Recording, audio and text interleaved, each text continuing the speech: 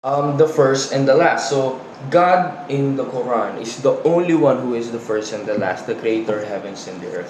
Okay? And also I want to share with you what the conversation between God and Jesus. Okay? Let's read in 5 in Al-Ma'idah.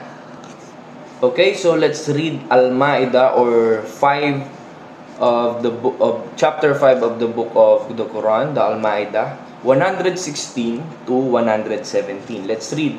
When God says, Jesus, son of Mary, did you say to people, take me and my mother as two deities besides God? He will answer, glory be to you, Jesus said. How could I ever say that to which I have no right or authority? Jesus said, I have no authority to say these things to the people. If I had ever said so, you would surely have known it. You know what is in my mind, while I do not know anything that is within yours. You alone are the knower of unseen things. I told them only what you commanded me to do. Worship God, my Lord and your Lord. I was a witness to what they did as long as I remained among them. And when you took my soul, you were the watcher over them. You are the witness of all things. Okay? In 118, and if you punish them, they are surely your servants. And if you forgive them, you are surely the mighty and wise. 119, God will say, God reply, this is the day when the truthful will benefit from their truthfulness. They shall forever dwell in gardens through which rivers flow. God is pleased with them and they with him. That is the supreme triumph. The kingdom of the heavens and the earth and everything in them belongs to God alone.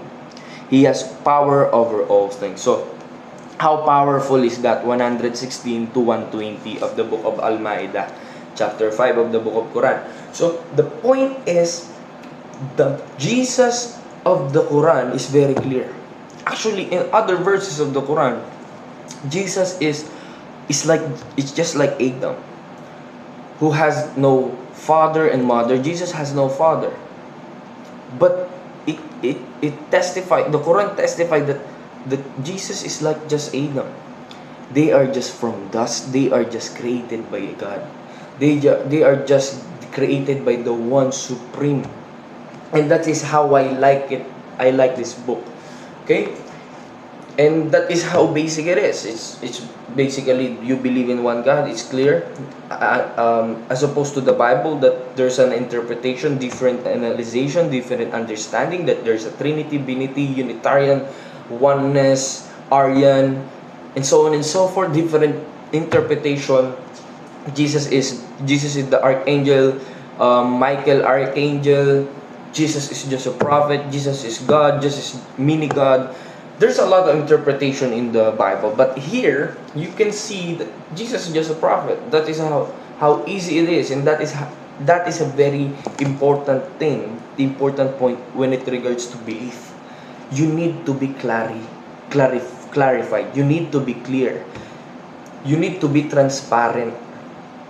You don't need to be a lot of segues, metaphors, simile, just to be direct to the point. That is what Quran is special about.